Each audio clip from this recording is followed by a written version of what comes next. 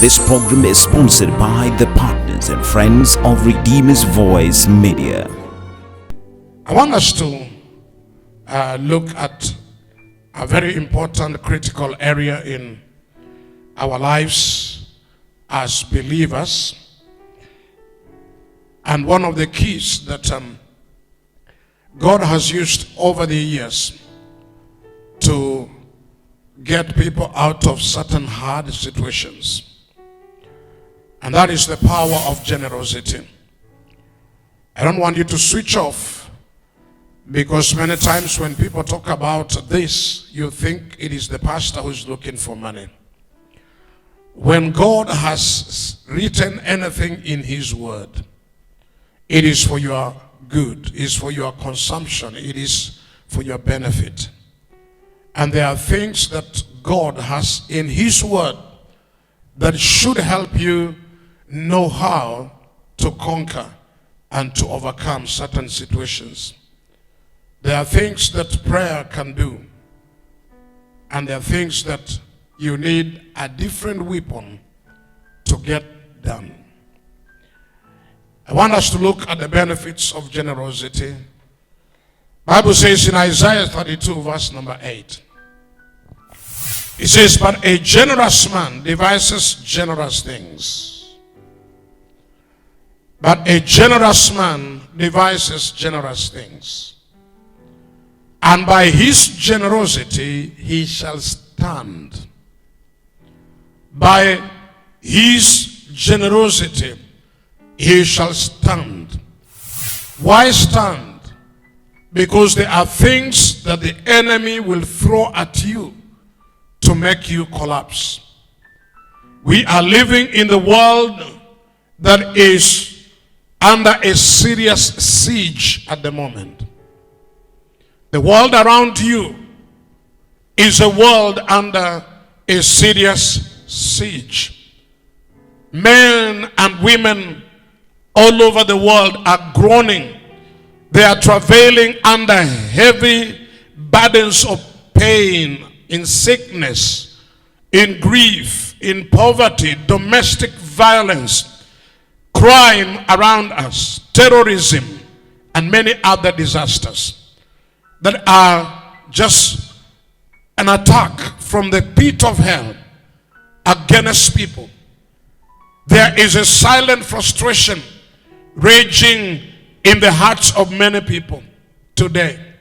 People are hopeless. They don't know how to live and how to do what they need to do.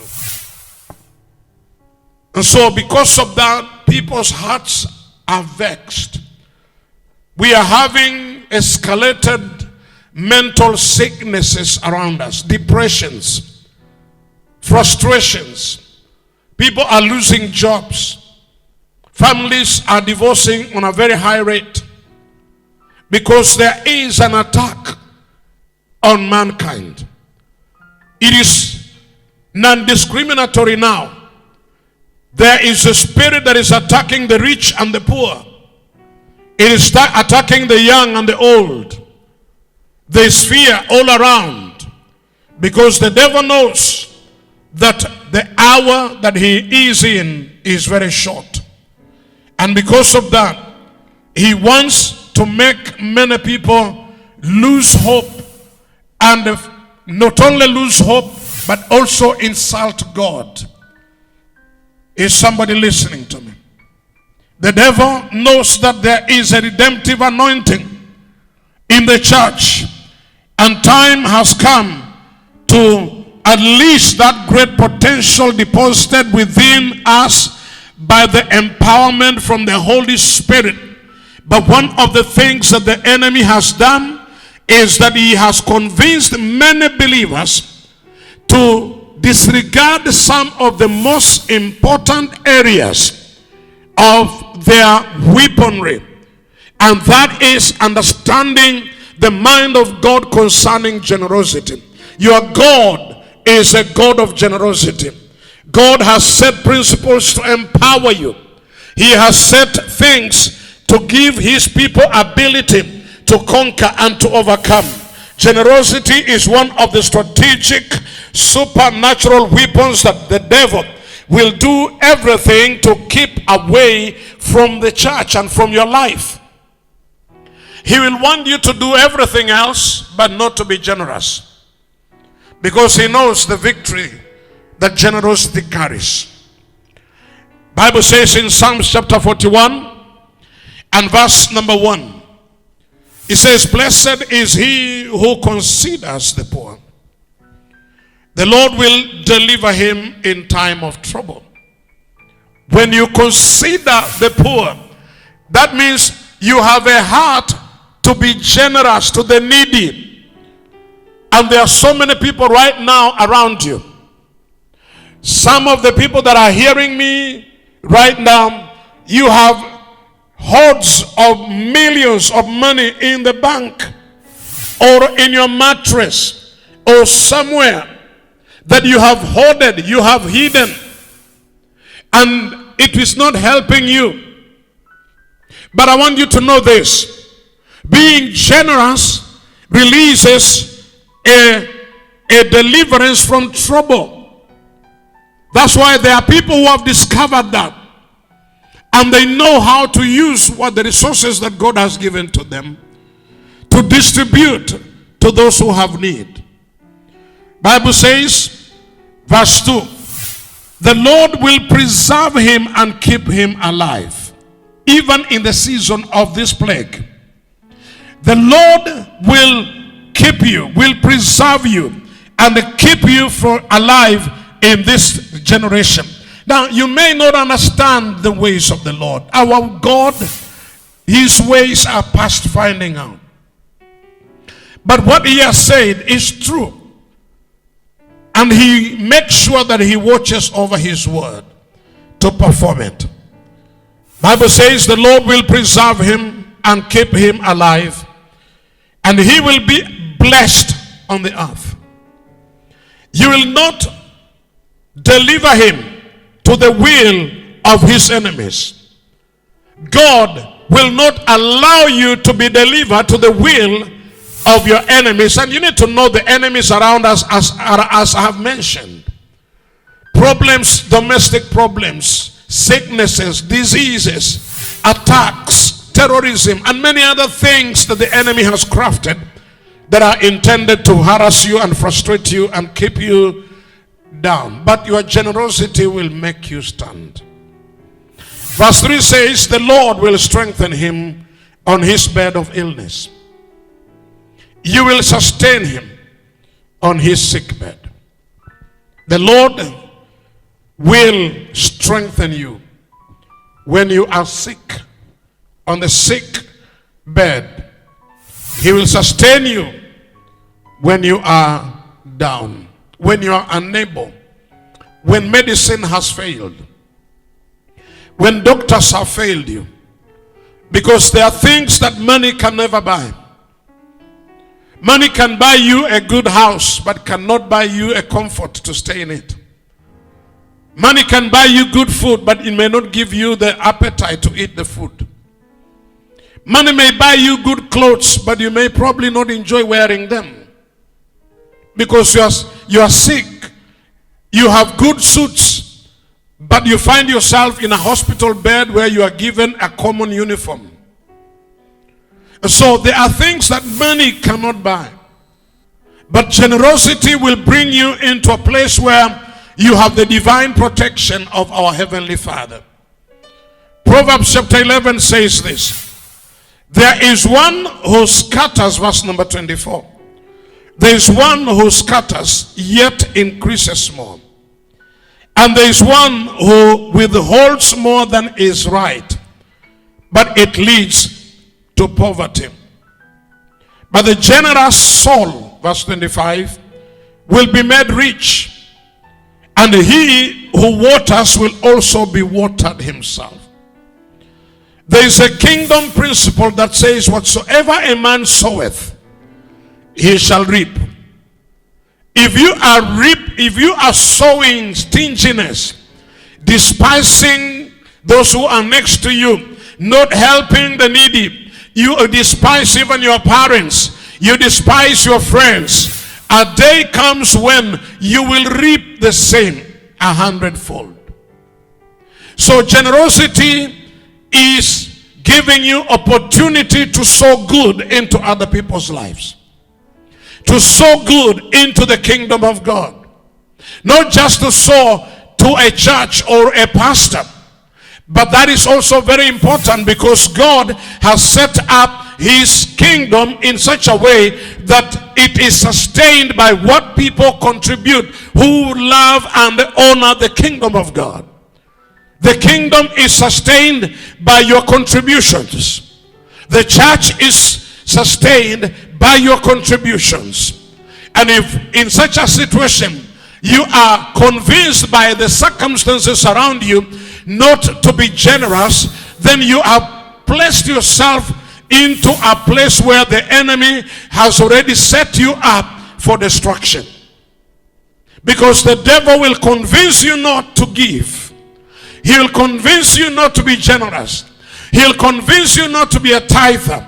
And he will make sure that by so doing, he has ensnared you. And he has closed you up into a pit wherein he can destroy you. Because he knows there is a place where God can help. And he knows there is a place even your prayers cannot attract the hand of God to help you. I have read you the scriptures. The Bible says in Proverbs chapter 22 verse 9. It says, he who has a generous eye is blessed, for he gives his seed to the poor. He who has a generous eye will be blessed, because he gives his seed or his bread to the poor. He gives his bread to the poor. When you give bread, it simply means you are giving that which you should have eaten yourself. You have purposed. A generous heart says, I believe you have more need than I have. And so I can help you, or we can share in the bread that I have. The woman of Zarephath, in the days of famine in Samaria, at that time things were tough, very tough. And the Bible says God sent the prophet to her house.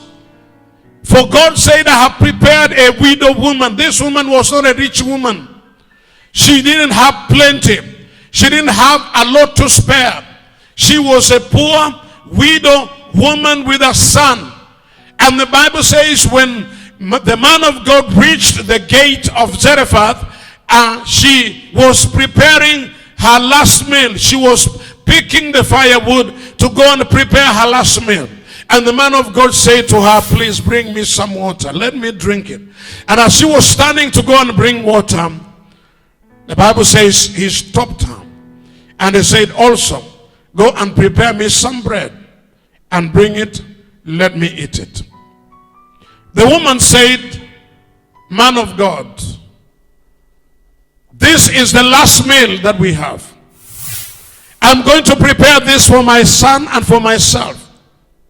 And after we eat this, we are going to die. That means this woman was ready to die. And because of that, the man of God said, you shall not die. Go and prepare for me fast. Bring it to me. For as the Lord our God liveth, there shall be no lack in your house. You shall continue to have bread. You shall continue to have oil until the famine is over. And the woman believed the man of God. How does God operate? We do not understand how the spiritual world operates. But the spiritual world is real. And the spiritual world must be provoked by your action of faith. When you believe it, God will provoke it and it will begin to happen. Because the spiritual world is so real. Our Heavenly Father has capacity to make things happen that were not existing. Because the Bible says in Hebrews chapter 11 verse number 3, it says that we understand that the worlds that are were created of things that were not by the word of God. So when the word of God goes forth, that word has capacity to create what was not existing. He's able to transform issues around you. But it takes your faith. You must provoke it, and you must exercise the attitude of generosity before God. And the Bible says, after the woman shared her bread, and she gave the bread to the man of God, they never lacked until the famine was over and until there was harvest in the land. Because she exercised her faith. And not only exercised her faith, but she provoked her attitude of generosity. Bible says in 2 Corinthians chapter number 8, verse number 1. Bible says, moreover, brethren, we make known to you the grace of God bestowed on the churches of Macedonia, that in a great trial of affliction, the abundance of their joy and their deep poverty abounded in the riches of their generosity. This church was going through adversity. They were under affliction. They were in the state of poverty. But when opportunity was given to them, so that they may to give and exercise generosity, the Bible says this church, even though they were in need, they took whatever they had joyfully, and they rejoiced so much, because the moment they released that which they had, even in affliction, even in torment, even in poverty, when they released it, it abounded in their joy because of that generosity. And Paul is saying, for I bear them witness that according to their ability, yes, and beyond their own ability, they were freely willing. The attitude of generosity has the freedom, or the freedom to will to do. They were freely willing to do whatever they wanted, begging us or imploring us with much urgency that we would receive the gift and the fellowship of the ministering to the saints. And not only as we had hoped, but they first gave themselves to the Lord, and then to us by the will of God. So we urge the Titus that he, as he had begun, so he would also complete this grace in you as well. But as you abound in everything, this is the instruction of the scriptures. As you abound in everything, you abound in faith, you abound in eloquence of speech, you abound in knowledge, you abound in diligence, you abound in your love for us. Paul urges this church and urges you and me, and he says, see that you abound in this grace also. See that you abound in this grace of generosity also. I speak not by commandment, but I am testing the sincerity of your love by the diligence of others. He says, for you know the grace of our Lord Jesus Christ, that though he was rich, yet for your sake he became poor, that you through his poverty might become rich. And in this I give advice. It is to your advantage not only to be doing what you began and were desiring to do a year ago, but now you also must complete the doing of it. That as there was a readiness to desire it, so there also may be a completion out of what you had desired. There are so many believers right now, because of this lockdown all over the world, because of the lockdown by reason of the plague that is going on. Many would want to hoard the little they have. Many would want to keep it and hold on to it because of uncertainty. But the Bible says God is able to keep you in famine. This God is able to supply to you in time of need. And so, many times we used to be givers, but now, because of the circumstances and the situations, you are saying, I will wait until the church opens. Listen to me. Don't wait until the church opens the door for you to begin giving. All churches, many churches across the globe right now, they have a means of you sending in your tithe. They have a means of you sending in your offerings and your generous gifts. Not only because the church has need, but I want you to know that the church also has responsibilities to make sure that the people in need around us, there are people who will arise because of a situation. They are members of your congregation. They may go hungry, or they may get into a situation that needs an intervention of the church financially. And your church probably doesn't have any extra money. I am here as a bishop and as a father to encourage you as a believer, to encourage you. Do not starve your church. Do not starve your pastor, because you need that pastor alive after all this. Do not starve the church members. I mean, the members of your church who have need. And the church is a central place that has ability to know what is happening in places that you yourself don't know.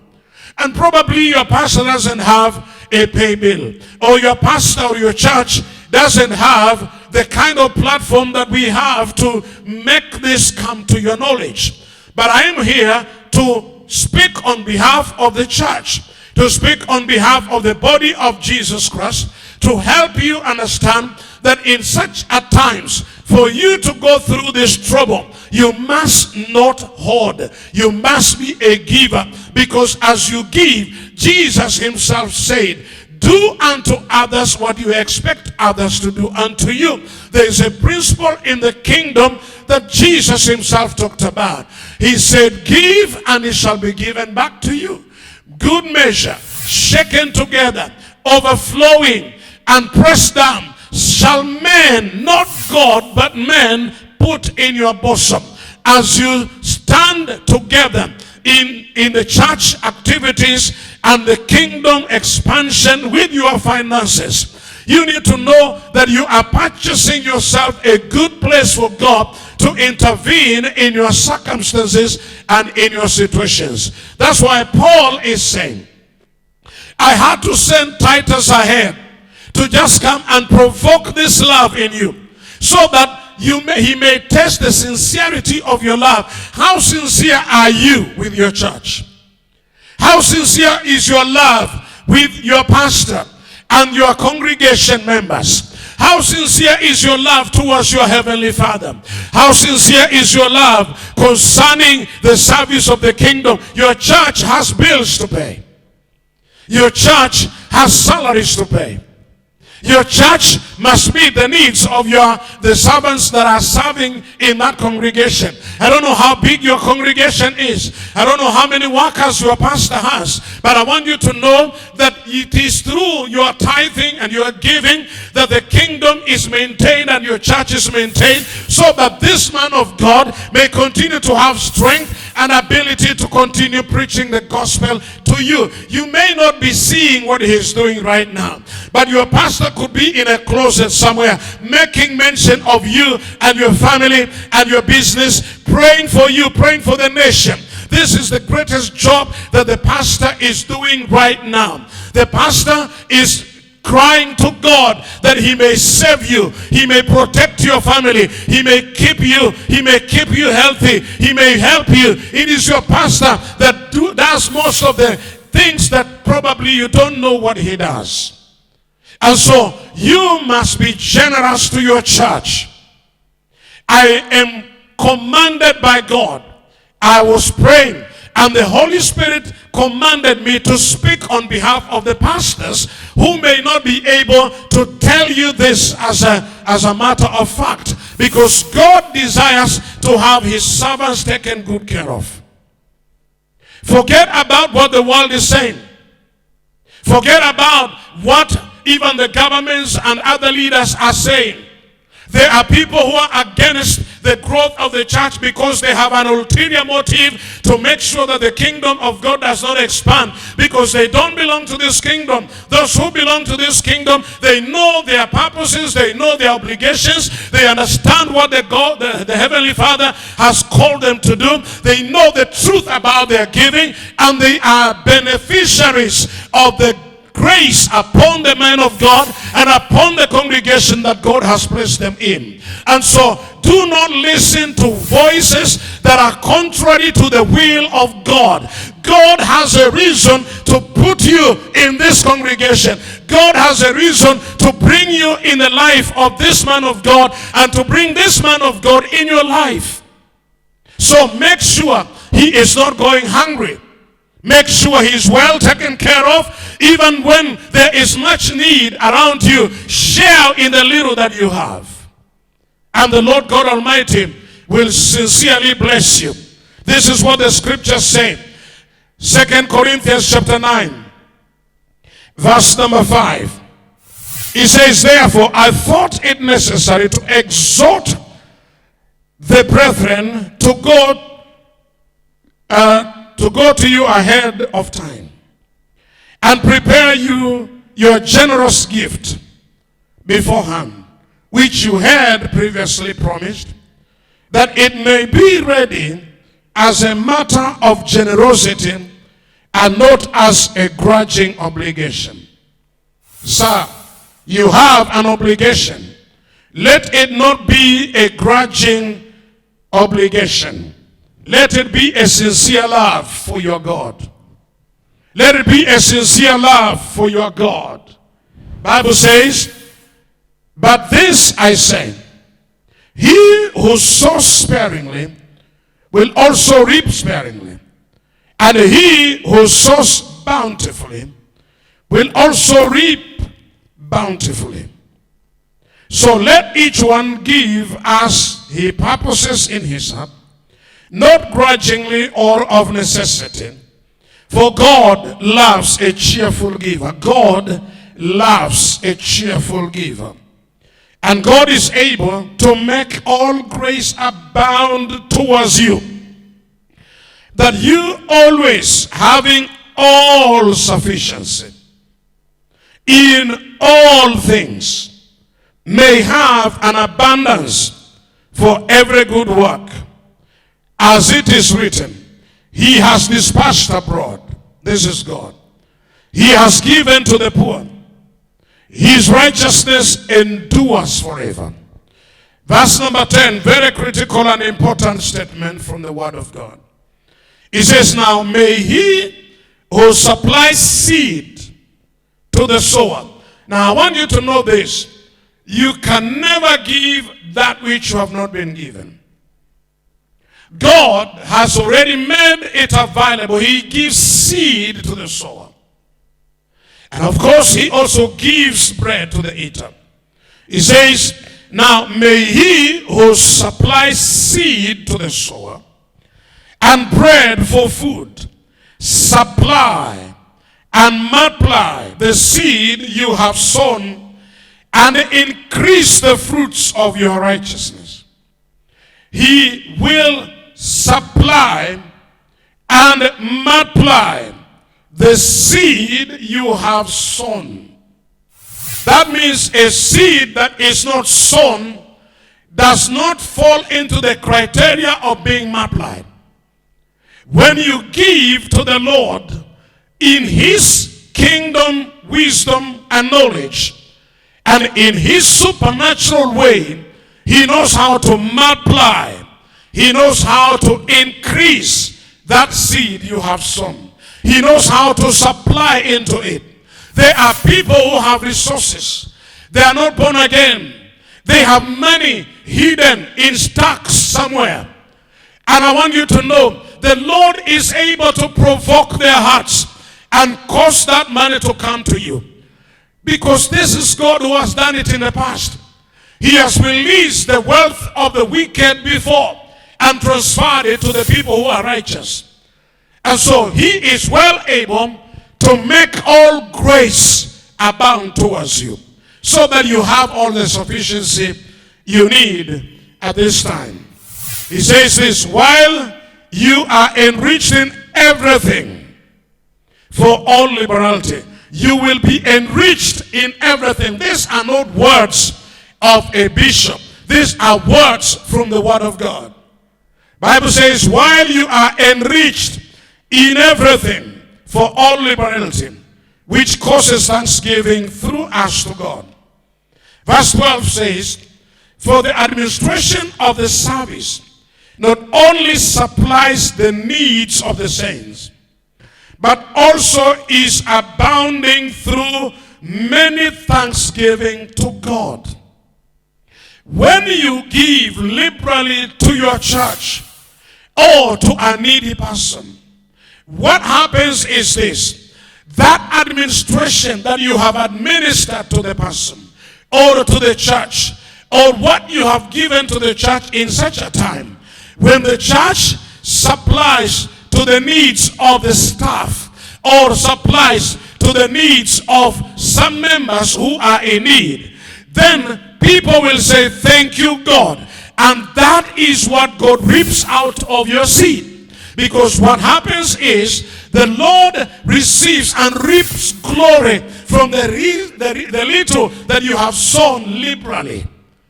God reaps glory.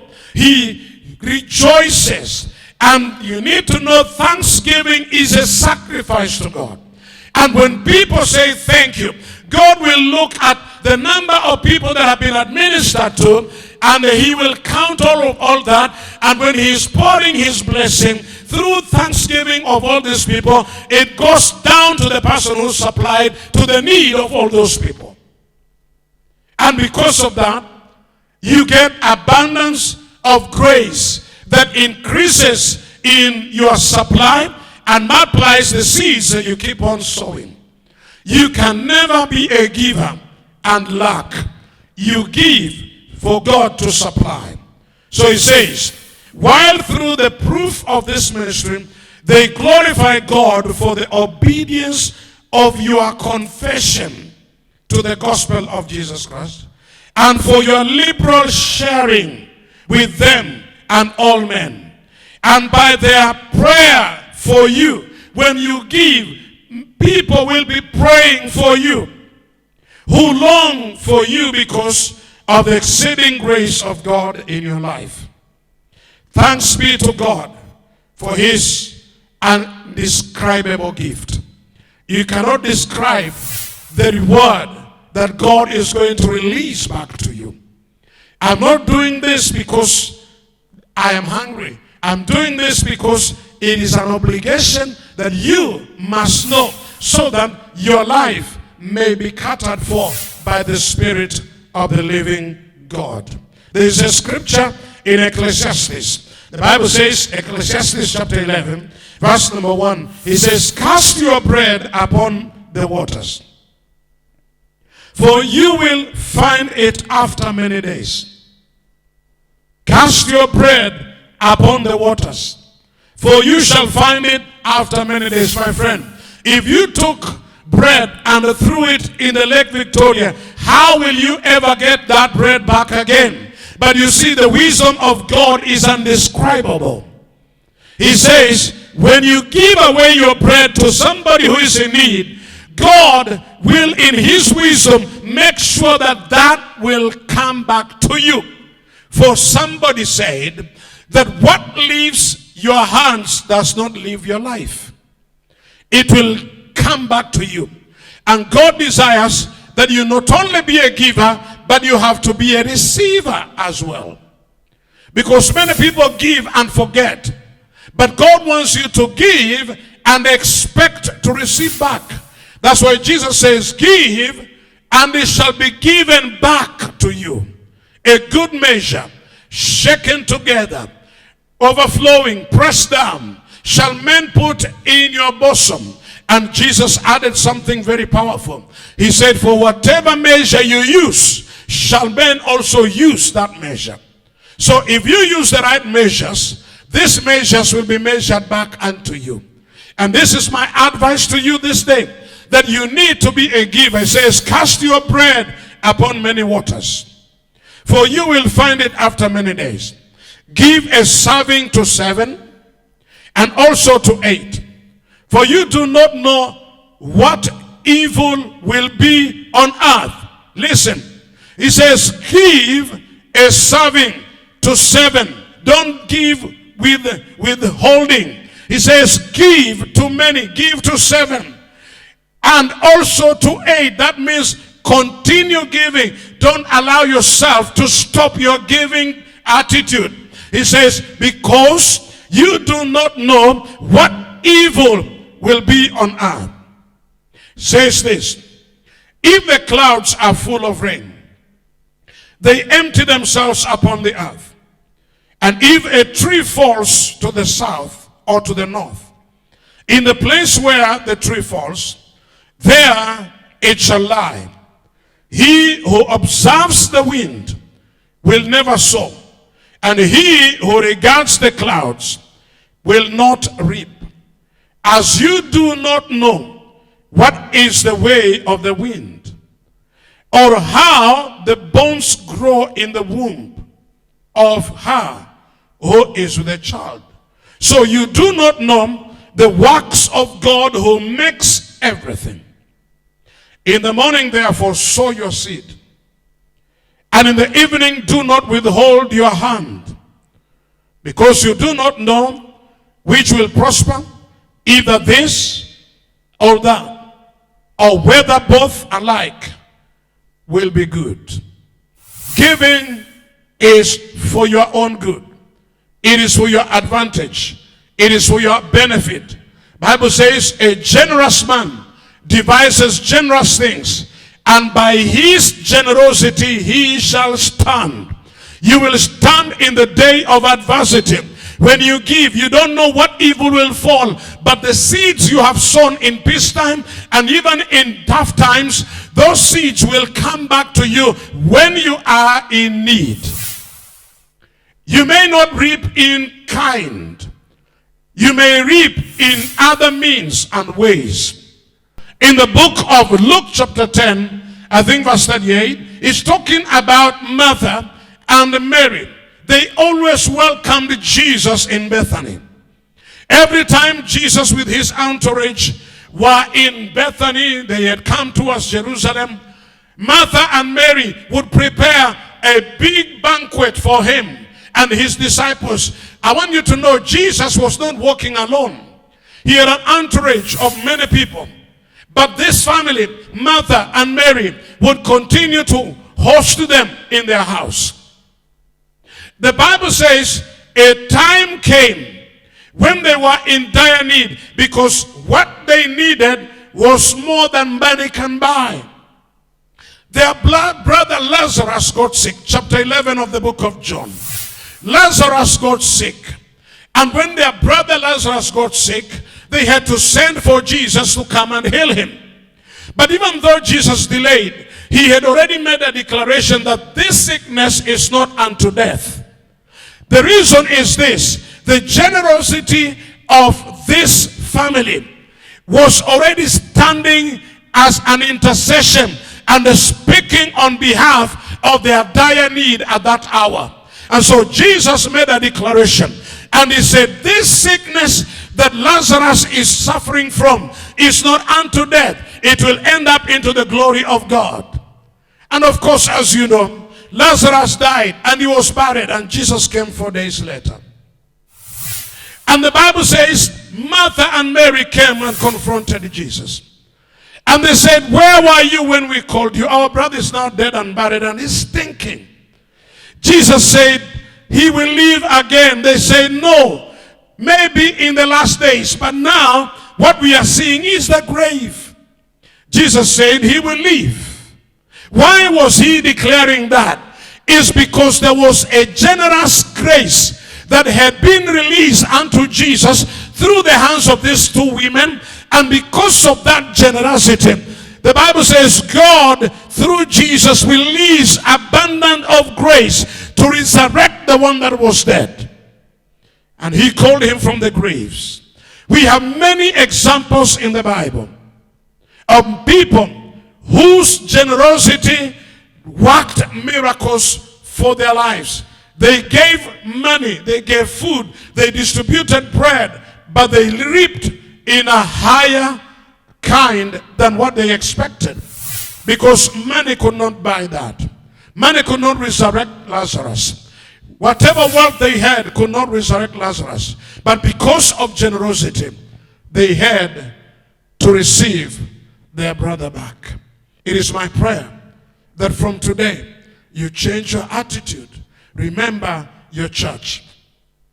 Remember the kingdom of God. Remember, as a child of God, you have an obligation. Remember, as a child of God, you have a responsibility over your congregation, a responsibility over your church and your members. You have a responsibility to help the kingdom of God be preached. Everything in this world demands money. The gospel is free, but it takes money to send it to places. We are on media because we are spending money. And so you need to understand that the kingdom of God is propagated by prosperity. God can only build his cities through men and women who are generously giving towards this gospel, so that the gospel cannot die. Your pastor may be somewhere hiding in the dungeon praying for you, but you need to make sure that when he finishes his fasting, he has something to put in his stomach. Don't starve your church. Don't starve the men of God. Don't starve the kingdom of God. I'm here to just help you understand your obligation. And may the Lord bless you and tremendously increase you in this season of need and trouble. May your generosity make you stand. May I pray for you right now. Precious Father, I thank you for thy servants that have been watching and listening to these words of encouragement. And I pray, dear Master, it doesn't matter the state they are in. Lord, you are still able to supply unto them. There are those who have been generous over the years. Lord, you cannot forsake the generous soul, because you say the generous soul shall definitely be blessed. And I pray, dear Father, as they have been watering thy servants, they've been watering the kingdom of God, may you water them also. Let them receive increase, receive abundance, receive multiplication. Lord, open doors of resources and make every grace abound towards them, so that they have all sufficiency for any time of need. May you bless their families, bless their businesses. Lord, I stand in the gap for their lives. Right now, as a servant of God, I speak into the economies of the world. Right now, where the economy has been injured and has been destroyed because of the coronavirus, I pray, dear Master, you are still God, because you are not governed by the economy of the world. You are governed by what you can do yourself, because with you nothing is impossible. May you supply seed to all those who are sowing. May you supply bread so that they may enjoy what they are eating. Lord, I thank you for sound health, and you're delivering them from death and from trouble and from evil, in Jesus' name. Amen. The Lord bless you. We thank the partners and friends of Redeemer's Voice Media for making this program possible.